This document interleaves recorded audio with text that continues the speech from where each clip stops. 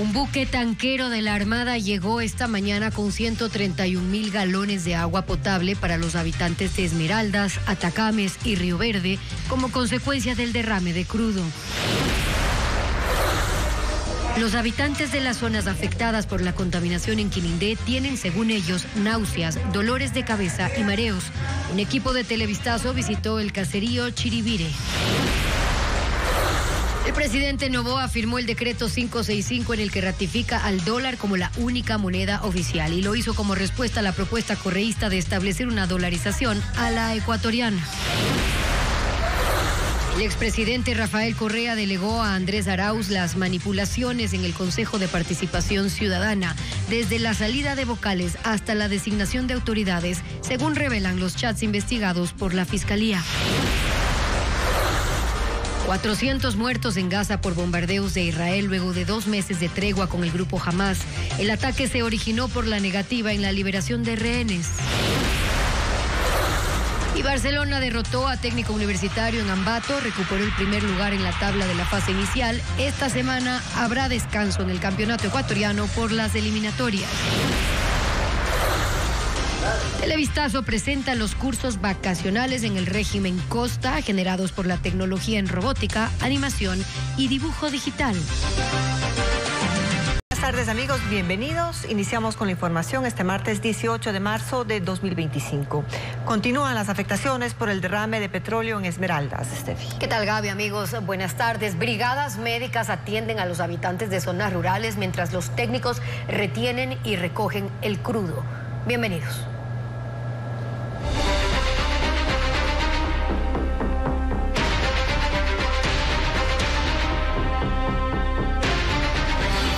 Esmeraldas, desgracia por el crudo.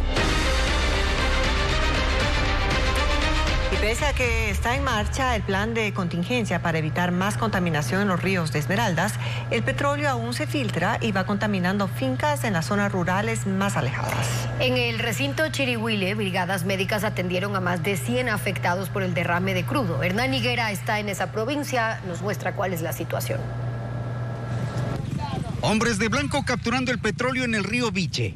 Es lo primero que encontramos en la travesía hacia el recinto Chirihuile, que está a unos 100 kilómetros aguas abajo de la rotura del oleoducto. El crudo se pasa a las boyas absorbentes y, aunque en menor cantidad, sigue corriendo hacia Esmeraldas. Las imágenes muestran cómo el crudo se va quedando en las orillas del río y en las pequeñas islas, que se muestran completamente pintadas de negro porque el cauce del río ha bajado. Han sido 2 días que la lluvia ha dado tregua y eso permite también la navegación con ayuda a las comunidades rurales alejadas. Y navegando río arriba hemos llegado a la población de Chirihuile, donde se evidencia la presencia del crudo, todavía las manchas de petróleo. Hay afecciones respiratorias por las que brigadas médicas llegaron a la zona. De hecho, hoy brigadas médicas embarcaron en botes inflables de los bomberos de Quinindé para atender a los 100 habitantes de Chirihuile. No hay palabras para decirle. Cuénteme cómo han sido estos días. Fatales por lo que ha estado la afectación y como le digo, más que todo el agua porque uno se sirve del río, pues. Es un caserío que desde la madrugada del pasado jueves tiene una playa manchada de petróleo. Los habitantes se enteraron que llegaron los médicos y salieron porque ya no soportan más lo que el derrame les trajo. Sentí como un poco de náusea porque eso hasta arriba ya penetraba, ya estaba bastante penetrante el olor. Personas de todas las edades llegan con mareos, dolores articulares, estomacales y algo que probablemente no tenga receta: la irritabilidad por los daños. Vienen con esas pequeñas medicinas a darle a uno, que uno tome ese poco de pastilla y de ahí se olvidan. Mira, ahorita estoy con sed, no hay ni agua que tomar. Agua es lo que sí les está llegando por galones y es por la emergencia. Esta agua no me es pasajera, ya, porque mire, en el río no hay donde coger el agua. Nosotros las fincas son del río hacia arriba y donde las agarramos no tenemos. Preocupación adicional representa el daño de los cultivos cuyo riego dependía del agua del río. El cacao ya siente los efectos de la contaminación según los agricultores. Aquí está una mata de cacao, está valuada como en $2.000, porque al precio que se puso el cacao, entonces nosotros estamos perdiendo. Y mientras eso lo soportan las comunidades en la zona de origen, los trabajos de recolección de crudo avanzan lentamente. En la reparación del oleoducto también los técnicos trabajan las 24 horas para recuperar el bombeo y no afectar más a las exportaciones de petróleo. El presidente Daniel Noboa emitió un decreto ejecutivo en el que ratifica al dólar como la única moneda y medio oficial de pago en el país. Y además instó a su bloque en la Asamblea Nacional para que tramite una reforma al artículo 303 de la Constitución relacionada con la dolarización. Adriana Bermeo sigue el tema. El dólar es la única moneda y medio de pago oficial en el Ecuador. Lo ratificó el presidente Daniel Noboa en un decreto ejecutivo publicado este martes. A las 8 de la mañana hizo el anuncio en una entrevista de radio en Cuenca. El presidente Noboa hace alusión a las declaraciones de asambleístas del correísmo en el programa Políticamente Correcto de Ecuavisa. Se habla de ecuadólares, de moneda electrónica, se habla de la dolarización a la ecuatoriana. ¿Y qué es lo que buscan hacer? En este caso los opositores buscan tener una medida de pago alternativa. ¿Para qué? Para a proveedores del Estado, a gente que le debe plata, les da con esta moneda electrónica. Para sueldos y para poder seguir alimentando un gasto insostenible, moneda electrónica. Para cierto tipo de bonos, usar moneda electrónica. Eso de ahí termina descalabrando completamente la economía del Ecuador. Los criterios sobre dólares a la ecuatoriana agitaron las redes sociales desde el fin de semana. Entendimos que la dolarización no implica pensar en inglés, no, a la ecuatoriana. Hay que hacer una dolarización que se sujete a las necesidades productivas que tenemos nosotros. Entonces, estás hablando de hacer la dolarización a la ecuatoriana, es decir, los ecuadólares. En el decreto ejecutivo, el presidente también pide a la bancada de ADN que presente una reforma al artículo 303 de la Constitución para que de forma definitiva las transacciones y operaciones financieras se hagan en dólares de Estados Unidos y que el Banco Central no puede emitir otro tipo de moneda paralela y distinta al dólar. Va a ser una comisión multipartidista con nombres propuestos por esta bancada en conjunto con otras bancadas del legislativo, que proponga que el Banco Central no puede emitir moneda digital, en este caso ecuadólares. Actualmente la Asamblea Nacional tramita un proyecto de enmienda constitucional al artículo 303 presentado por Pavel Muñoz en el 2021. El correísmo desempolvó la propuesta en medio de la campaña a la segunda vuelta electoral. El presidente Noboa sugiere que el cambio se realice mediante reforma, que además de 2 debates legislativos requiere de la aprobación ciudadana en las urnas. Los últimos datos relativos a la conducta financiera de los ecuatorianos y la demanda de sus servicios evidencian que quienes más ahorran son las mujeres. Asimismo, son quienes más requieren microcréditos para iniciar o sostener un emprendimiento. Los últimos indicadores de la estadística de inclusión financiera del Banco Central del Ecuador evidencian que las instituciones financieras del país tienen 10.9 millones de clientes que disponen de algún producto financiero de uso frecuente. Se refieren a cuentas de ahorro, cuentas corrientes, depósitos a plazo, créditos vigentes y tarjetas de crédito. Aunque con una diferencia pequeña, bancos y cooperativas tienen más clientes mujeres que hombres. ¿Y cuál es la conducta financiera de los clientes? Los hombres tienen 11.8 millones de cuentas que se destinan a depósitos a plazo y cuentas de ahorro. Pero son más las mujeres que ahorran con 12.4 millones de cuentas. Eso significa que la mayoría tiene más de una cuenta de uso frecuente. El promedio es de 2.5 por persona. Por demanda de servicios, los hombres prefieren los créditos y las cuentas corrientes, mientras los productos más requeridos por las mujeres son los microcréditos minoristas, que son créditos de hasta $3.000, y los microcréditos de acumulación ampliada, que pueden superar los $10.000, siempre que el nivel de ventas no supere los $100.000. Esto por el lado de las personas naturales, pero si vemos cómo se comportan las 205.777 empresas que tienen algún tipo de producto financiero, se registra que la demanda se concentra en las cuentas corrientes, seguida por las cuentas de ahorros. Mucho más atrás están los depósitos a plazo. En cuanto a financiamiento, los créditos productivos corporativos están a la cabeza, seguidos por las tarjetas de crédito, los créditos productivos pymes y los créditos productivos empresariales, cada uno con montos y requisitos distintos. La información se recabó de los registros operacionales de 24 bancos privados, 292 cooperativas de ahorro y crédito, 4 mutualistas y 2 bancos públicos. Hay 400 muertos en Gaza luego de que Israel rompiera la tregua de 2 meses con el grupo Hamas. El ataque masivo ocurre por la reiterada negativa de los milicianos de liberar a los rehenes que continúan en su poder. Los bombardeos israelíes volvieron esta madrugada a la Franja de Gaza. Fue el mayor ataque desde el 19 de enero, cuando entró en vigencia el cese al fuego con Hamas.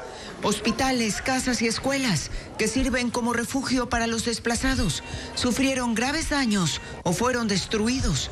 Según el Ministerio de Salud palestino, hay hasta el momento 400 muertos. Ocurre luego de que Israel terminara unilateralmente el acuerdo con Hamas, acusando a los milicianos de negarse en reiteradas ocasiones a liberar a los 59 rehenes, por lo que el primer ministro Benjamín Netanyahu dio luz verde a esta nueva ofensiva a gran escala. Poco antes de los bombardeos, las fuerzas de defensa informaron a los habitantes que debían evacuar hacia el oeste de Gaza, pues varias ciudades del noreste fueron declaradas como zonas de combate. David Menzer, portavoz del gobierno israelí, aseguró que además estaban usando la tregua para rearmarse. Hamas military commanders. Comandantes militares de Hamas, funcionarios de la cúpula, los puestos de lanzamiento, arsenal e infraestructura militar ya estaban listos para atacar a nuestro pueblo. Puedo confirmar que sus ataques iban a continuar. Por su parte, Isad al-Rishk, miembro de la oficina política de Hamas, dijo que la decisión de Netanyahu de volver a la guerra es una sentencia de muerte contra los rehenes. Por ahora no hay informes sobre una respuesta armada por parte de los milicianos a la ofensiva israelí. En breve, según chats del celular de Augusto Verduga, Rafael Correa delegó a Andrés Arauz las manipulaciones en el Consejo de Participación, desde la salida de vocales hasta la designación de autoridades, según revelan los chats investigados por la Fiscalía. Ya se lo contamos.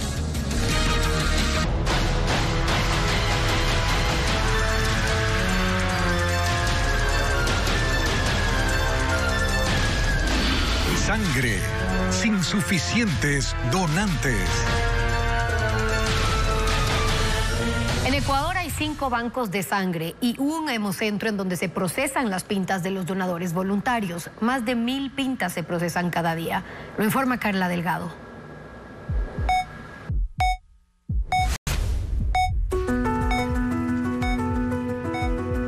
Más de 255,000 personas donan sangre en Ecuador cada año en la Cruz Roja.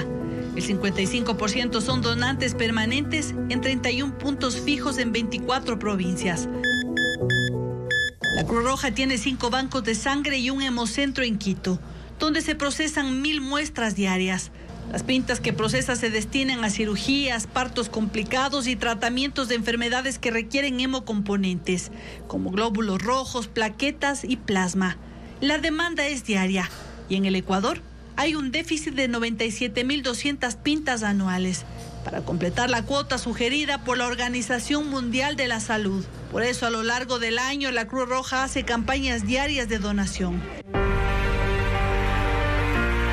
En su estrategia para colectar, también utiliza brigadas móviles para ir a empresas, a los parques y a las plazas. Para donar sangre hay 34 requisitos que los voluntarios deben cumplir y que constan en un formulario del Ministerio de Salud.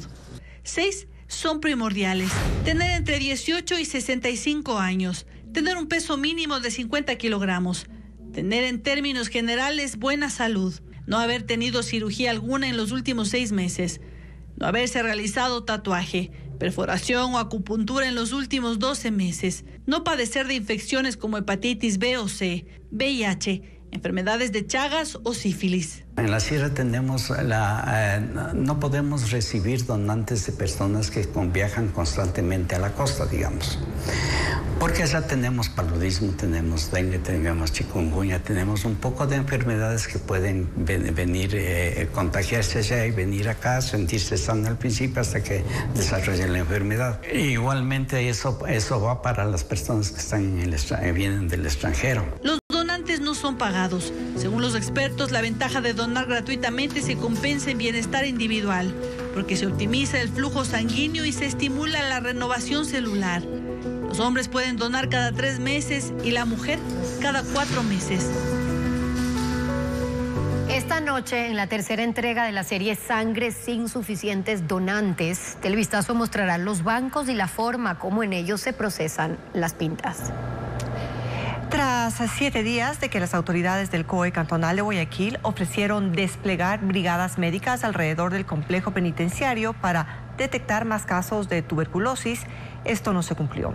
Las autoridades municipales y el Ministerio de Salud no se pusieron de acuerdo para coordinar estas acciones, como informa Bessie Granja. Una semana después de que el COE cantonal de Guayaquil anunció el despliegue de brigadas médicas alrededor del complejo carcelario de la ciudad para detectar casos de tuberculosis, esto no se cumplió. La medida fue parte del acuerdo al que llegaron autoridades municipales y del Ministerio de Salud ante el problema de tuberculosis en las prisiones, donde se contabilizan 565 reos en tratamiento por esta enfermedad, según las estadísticas del gobierno. Muchos de los privados de libertad tienen sus familiares que viven en los alrededores, en la cooperativa de San Francisco. Es importante trabajar ahí. Podemos enviar también brigadas médicas. Una fuente municipal reveló a Televistazo que no hubo acuerdos entre ambas instituciones. Se tenía previsto que una unidad móvil de salud del Cabildo se estacione cerca de la penitenciaría, pero desistieron por seguridad. Las estadísticas de la cartera sanitaria detallan que en 2025 se contabilizan 1.012 casos de tuberculosis. De este total, 520 se registran en la zona 8, que comprende Guayaquil, Durán y San Borondón. Por su parte, el ministro de Salud, Edgar Lama, informó en su cuenta de la red social X que tras reunirse con familiares de personas privadas de la libertad, solicitó que se acelere una investigación en las cárceles sobre la tuberculosis. El pasado viernes, Televistazo corroboró que la enfermedad ha provocado este año la muerte de presos de la penitenciaría del Litoral, cuyas familias denunciaron la falta de tratamiento y alimentación adecuada. La Dirección General del Registro Civil extendió hasta diciembre del 2025 la validez de los pagos realizados en 2024 para obtener cédulas y pasaportes. Y el Servicio de Rentas Internas, en alianza con la Academia, ofrecen asesoría gratuita para microempresarios.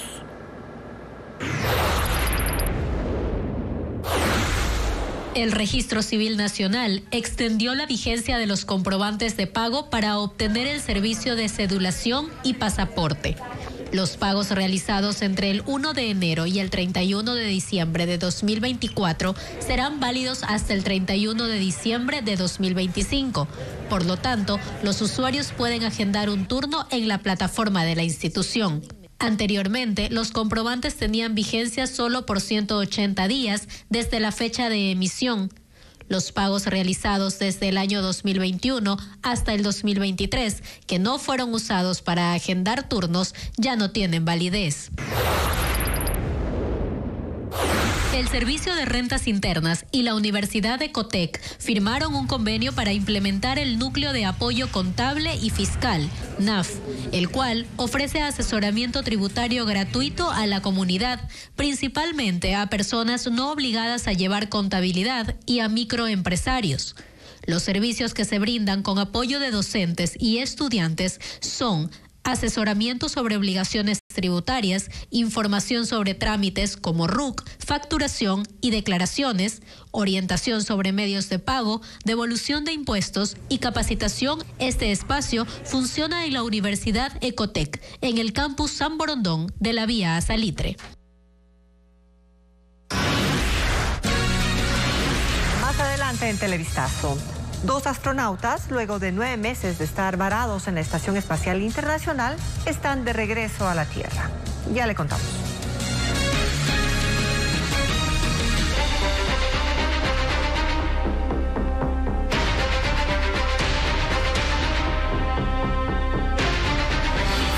Esmeraldas, desgracia por el crudo.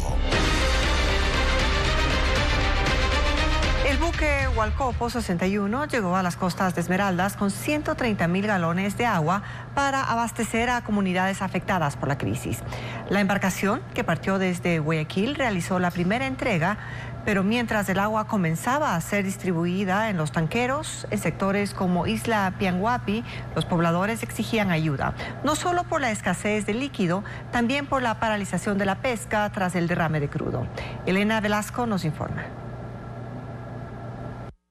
A las 3 de la madrugada de este martes, el buque de transporte y remolque logístico Hualcopo 61 fondeó a 3 millas náuticas de las costas de Esmeraldas. La embarcación llegó con 130.000 galones de agua para distribuirlos en los cantones Esmeraldas, Atacames y Río Verde. Zarpó desde la base naval sur de Guayaquil. El comandante del buque, Javier Alvarado, señaló que el viaje duró 36 horas.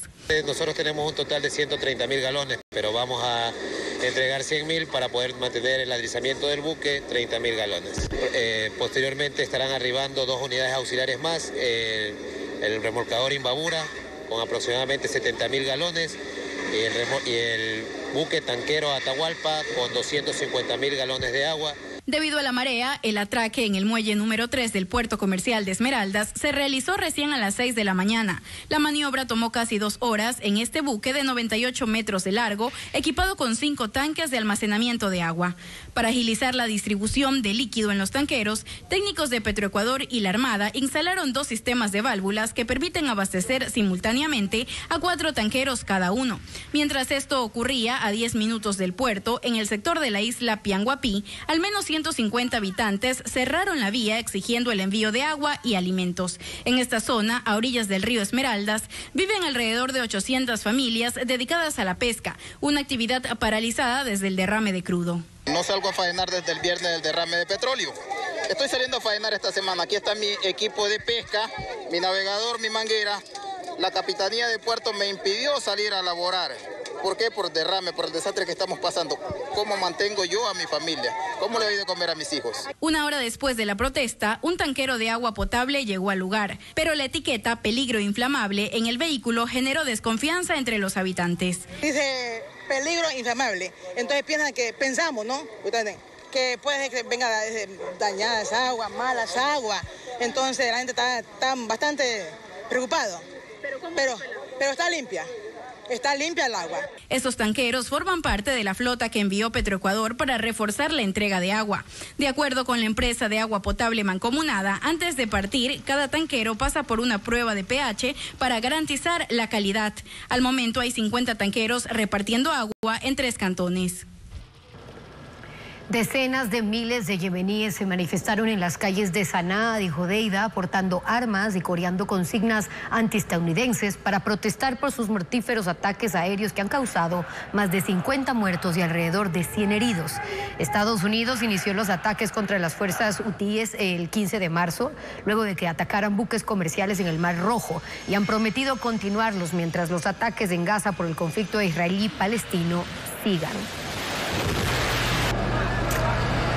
Los 2 astronautas que permanecieron más de 9 meses varados en la Estación Espacial Internacional están de regreso a la Tierra. Butch Wilmore y Suni Williams han iniciado su retorno a bordo de la cápsula Crew Dragon de la empresa SpaceX. Ileana Suárez nos informa. La espera terminó. Butch Wilmore, de 62 años, y Suni Williams, de 59, abordaron la cápsula Crew Dragon de la empresa SpaceX, la cual se desacopló de la estación espacial y ahora ha emprendido su viaje de regreso a la Tierra. Están viajando junto con el astronauta de la NASA Nick Hague y el cosmonauta Alexander Gorbunov. Wilmore y Williams llegaron en junio de 2024 a la estación espacial a bordo del primer vuelo tripulado de Starliner de Boeing para una misión de 8 días. Sin embargo, la nave presentó problemas de propulsión y la NASA decidió devolverla sin tripulantes. Desde entonces hubo varios intentos para rescatarlos con otras naves, pero cada uno de ellos tuvo que ser suspendido por diversas circunstancias, hasta que el domingo llegaron 2 nuevos astronautas, un equipo de relevo para continuar con los estudios científicos y actividades de la estación. Está previsto que la cápsula ingrese a la Tierra mañana, despliegue sus paracaídas frente a la costa de Florida y americe. La estancia de 286 días de Wilmore y Williams supera el tiempo estándar de 6 meses para los astronautas en la estación espacial. Una tragedia ocurrió en Honduras. Un avión con 17 personas a bordo cayó al mar después de despegar de un aeropuerto y los equipos de emergencia confirman 12 muertos mientras se investigan las causas del accidente aéreo. 12 personas murieron en Honduras después de que un avión Jetstream de la aerolínea Lanza se hundió en el mar.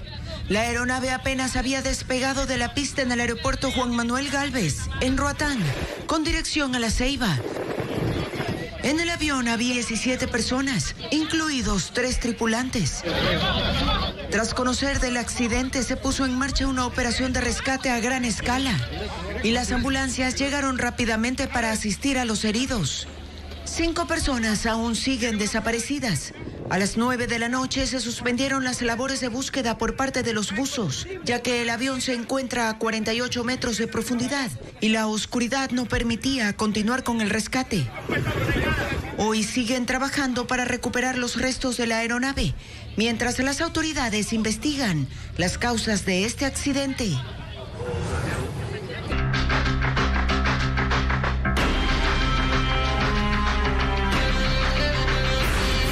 Liga Azul, los cueros al sol. Según los chats extraídos del celular de Augusto Verduga, Rafael Correa delegó a Andrés Arauz para que se encargue de los temas en el Consejo de Participación. Y uno de los objetivos era recuperar la mayoría correísta. Fabiola Santana detalla las conversaciones dentro del caso Ligados, que investiga a los exvocales de la Liga Azul. Rafael Correa delegó a Andrés Arauz los temas del Consejo de Participación Ciudadana. Se evidencia en un chat en la aplicación Wire entre Augusto Verduga y Julián Garrido. Verduga figura con el alias Mónica ERTL y Garrido como el cónsul. Esto escribieron el 22 de diciembre. ¿Y el buró? Correa siempre quiere presionar. No he hablado con nadie del buró. No tengo idea de qué pasará por la mente de RC. Todo el asunto le ha delegado a AA. El buró está con la cabeza en la campaña. En el chat grupal de Arauz y la Liga Azul llamado Jiu-Jitsu, se evidencia que uno de los primeros objetivos era la destitución del vocal del Consejo de Participación, Juan Esteban Guarderas, mediante juicio político en la Asamblea. De esta manera se principalizaba Eduardo Franco Loor y el correísmo recuperaba la mayoría. Franco Loor se identifica en el chat como justiciero. Compañeros, hace 15 minutos fue aprobado el JP contra Guarderas en la Comisión de Fiscalización. Ahora vamos al Pleno. En 5 días máximo. Caliente motores, @justiciero. A la orden. Una vez fuera Guarderas, la Liga Azul festejaba. Gran trabajo el de AN. La salida de Guarderas es lo mejor que pudo haber pasado para el país y el Consejo. Lo lograste, AN. La mayoría correísta también fue celebrada por el ex vicepresidente Jorge Glass. Hola compañeros. Hoy pude conversar unos minutos con nuestro compañero Jorge G., con su equipo de abogados. Se emocionó mucho al saber que salió Guarderas, que cambió la correlación de fuerzas dentro del Consejo. También que entró el @justiciero. Traslado su saludo a ustedes. Estos chats están en el expediente del caso Ligados, cuyo contenido fue publicado por la Fiscalía. El Consejo de Participación Ciudadana tiene pendiente la renovación de las autoridades de 5 instituciones. La destitución de 4 integrantes del organismo, el que aún está incompleto, y los concursos pendientes de otros periodos han afectado esos procesos. Patricio Díaz tiene la información. Con 6 de 7 miembros desde hace 46 días, el Consejo de Participación Ciudadana intenta avanzar en los concursos de designación de autoridades.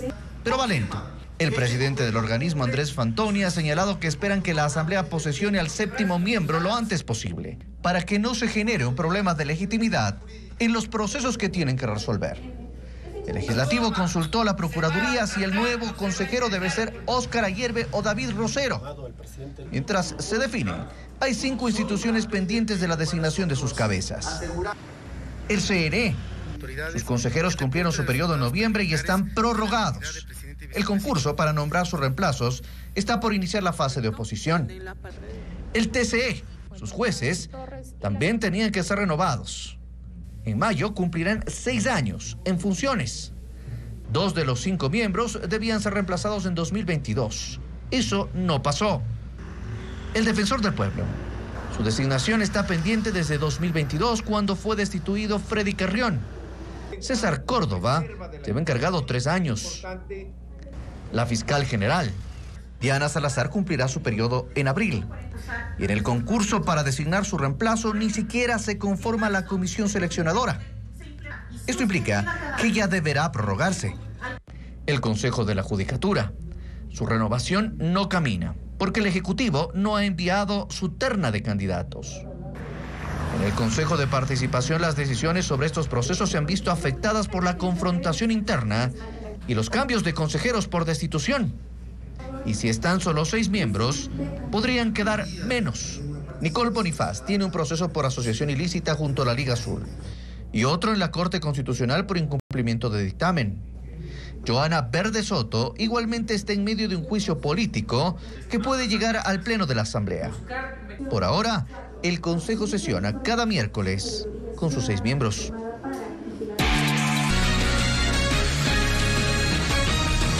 WhatsApp desarrolló medidas de seguridad y control sobre las palabras y expresiones que los usuarios utilizan en la plataforma. Además, investigadores del Instituto de Astrofísica de Canarias descubrieron un exoplaneta a 59 años luz de la Tierra.